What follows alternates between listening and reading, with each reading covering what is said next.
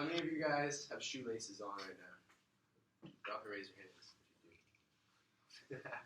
Alright, how many of you guys have ever thought to go fishing for crabs with your shoelaces? Ho, fellow crab shoelace fisherman. I love it. Alright, well, I'm going to teach you guys a little bit about fishing for crabs with shoelaces. Something I used to do when I first moved to Massachusetts. One of the first things me and my little brother noticed was kids would go down to the docks in the summertime, and they would dip shoelaces tied around different like deli meats or picnic meats, and they pull up a crab a little bit later. So I'm going to teach you all the basics about crab fishing with a shoelace. So the first thing that you need to know is to pick your shoelace. So in my case, back in the East Coast, you used to go down to Richdale, and you'd be able to pick from an entire variety of shoelaces. So I kind of got good at picking like the right ones, which ones work the best.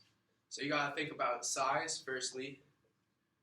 So there are a lot of different types of shoelaces. Not a lot of people know this. You don't want one that's too small, like those 5 millimeters or 6 millimeter ones, because the bait can slip out and the crab might just take it. But you don't want one that's too big or too wide, like those 15 and 12 millimeter ones, because it covers the bait and the crab will want to eat it. So you want to pick like something like that 8 millimeter one that's right in the middle, that has the best of both worlds. Secondly, not a lot of people think about this, but the brand of the shoelace matters too. So I'm a huge fan of the legendary Ortho-Step, which has a 97.8 stability rating.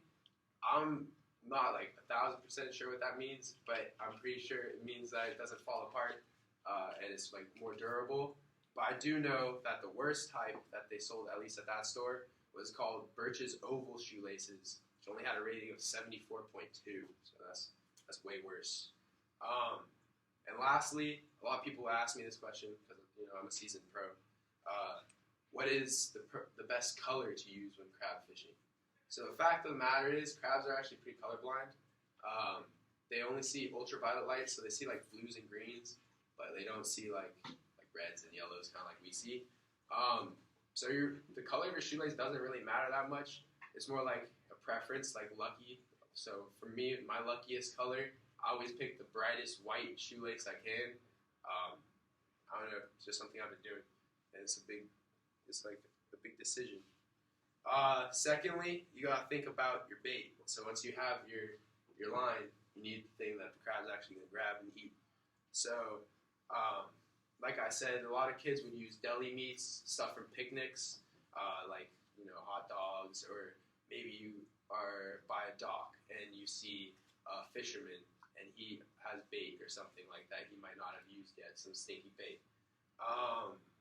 But most of the kids back there, we would just take mussels, which you see this crab eating in the picture. It's kind of a blurry picture, but you get mussels from the bottom of the dock, take them, put them on the dock, and crush them with your foot and tie around. And that's like their natural food that they eat, and it stinks a lot, and so they come after it a lot.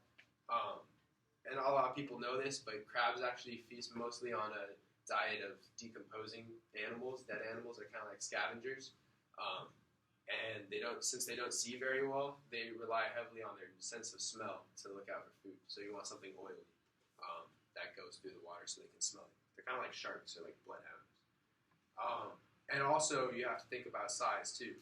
So if the bait's too big, you might be looking for a bigger crab, which is pretty sick, but you might be waiting a little bit longer because bigger crabs are rare and harder to come by. But if you pick a piece of bait that's too small, it could fall off your lace. You're getting a smaller crab, which isn't as cool. But you do have the opportunity of maybe getting like multiple crabs on one pole, which is pretty cool. And then the last thing, probably the most important thing, is your technique.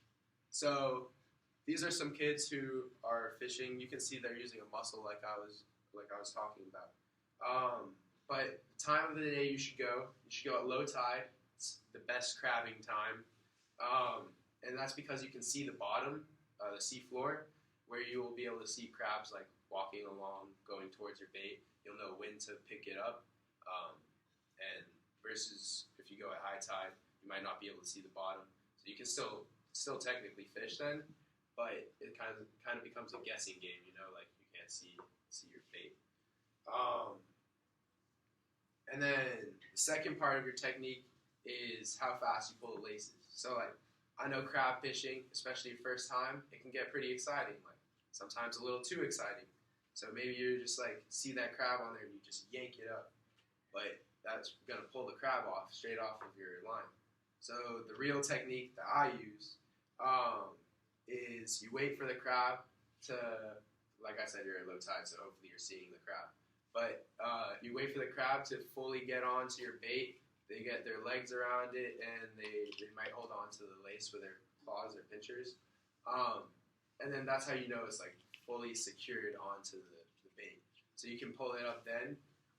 If you pull it up too early before it's fully secured, it'll just fall off or it will run away or it will escape. But if you pull it up too slow, then it has a greater chance of just letting go because there's no skin pulled through the water. So you got to find that like middle ground. Something not a lot of people know is that you can actually do this in your own backyard. There's a great place in Morro Beach by Morro Rock that has a lot of rocks where you can go crabbing. And like I said, like it's not a huge requirement. Everybody has shoelaces in here for the most part. And you can just go down to the store, grab some deli meats and such. So I know I've had a lot of fun doing this in my childhood. I'm pretty sure you guys will too. It's something I've been doing since I was a little kid, and I hope you guys enjoy that too.